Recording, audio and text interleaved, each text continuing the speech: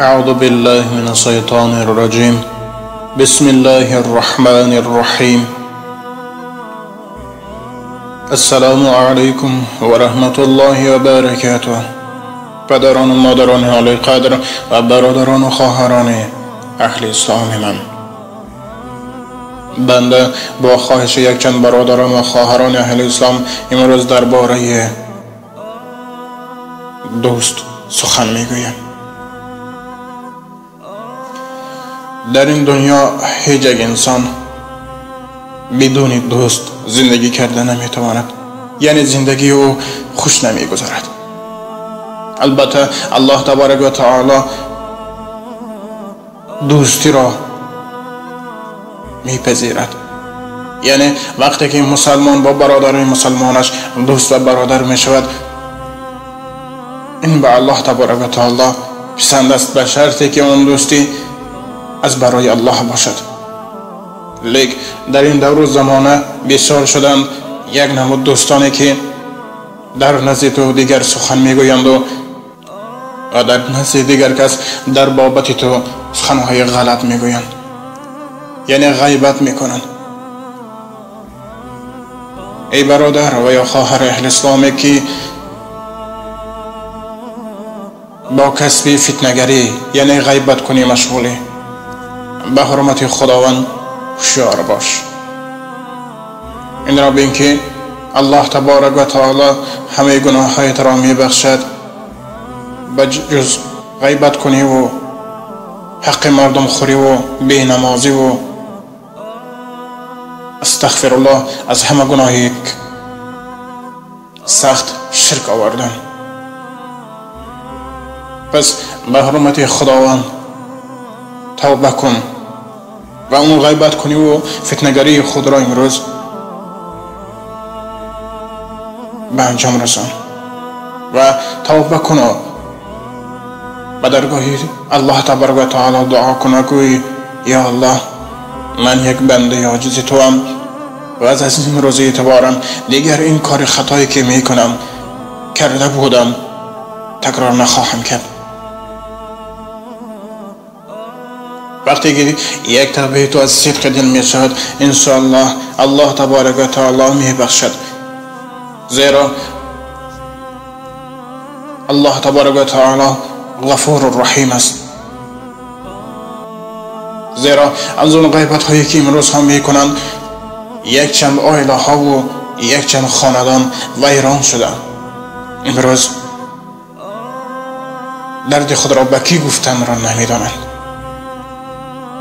پس به حرمت خداوند ای برادر و یا خواهر اهل اسلام که با کسب غیبت کنی خود را مشهور کرده ای، توبه کن و در خاطر دار که اون شخصی که به تو احسان میگوید به این کسبت اون دشمن توست و اون شخصی که میگوید ای خواهر و یا ای برادر از این کار دست کش، این دوست. زیرا در عرفیت میگویند دوست سوزانده گپ میزند، دشمن خندانده.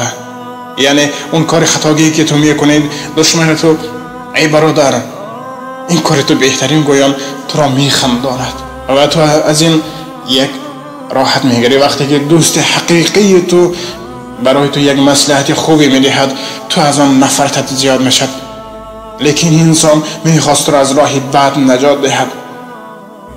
ای برادر بین دوستان خود غیبت و فتنه‌گری را پهن مکن، چنانچه شاعر گفته است تا توانی دوستان را گم مکن، دوستان مهربان را گم مکن. در جهان بی دوست بودن مشکل است، مشکل آسان کن، کسان را گم مکن. امروز این مشکلی تو غیبت کنی توست. این را بین که از اون غیبت کنی تو دوست حقیقی تو نداره در این حیات. وقتی که تو غیبت را ترک میکنی، وقتی که تو فتنه‌گری را ترک میکنی، وقتی که دل خود را نسبت دوستان گشاد میکنی، خوش به حالت. باز میگویم این غیبت کنی یکی از گناههای کبیر است و روزی که تو این توبه نکرده از این دنیا میروی، یک لحظه به خاطر آر که چه اندازه تو کار ثواب کردی و چی تر به نزد الله تبارک و تعالی سر خود را برداشت جواب میدهی. الله تبارک و تعالی این امور ما را برای سنجش آفرید. بنده با چشمان خود دیدم که یک چند نفر انسان ها در نزد انسان دیگر گپ میزنند و از پشت و سخنهای قبیح را. اگر یکان خطاگی دو سردار دیدی رو به نزدش گوی ای برادر من خطاگی تو را دیدم و خطاگی تو این است، لیکن در نزد دیگران اون را پهن مکن.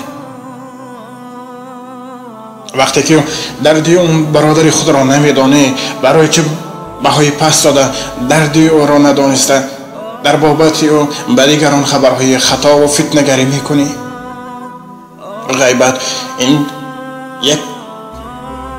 یکی از گناهایی است که انسانیت را، رزق انسانیت را پست میکند. به حرمت خداوند ای برادر و خواهر اسلامی که تا این دم با کسب غیبت کنی مشغول بودی، این کسب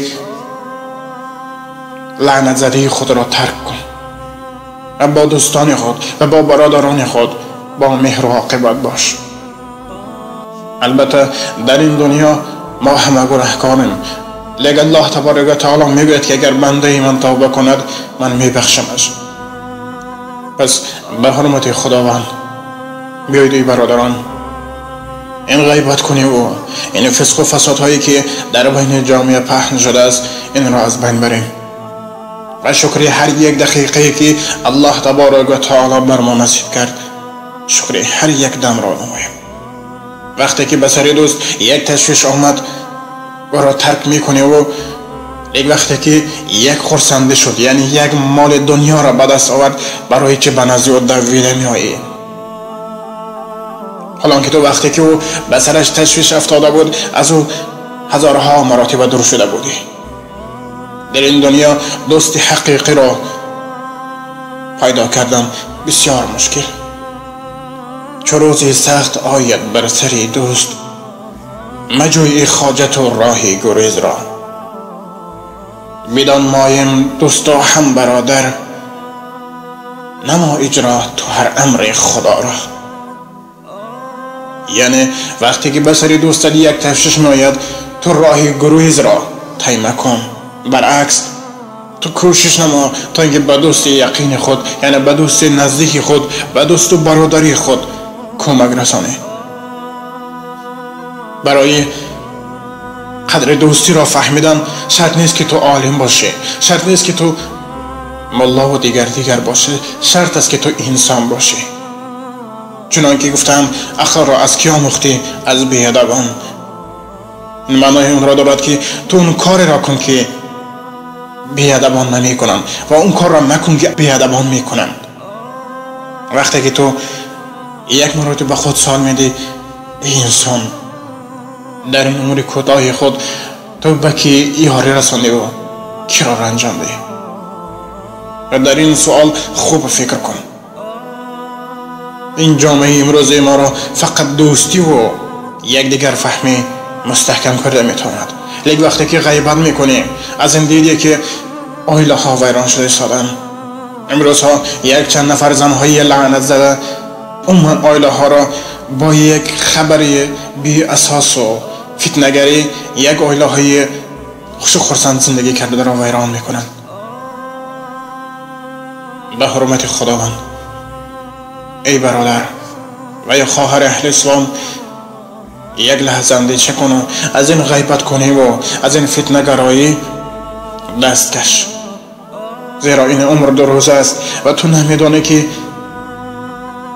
در وقتی انجام کدام گناهی کبیره خود ترک این دنیا میکنی.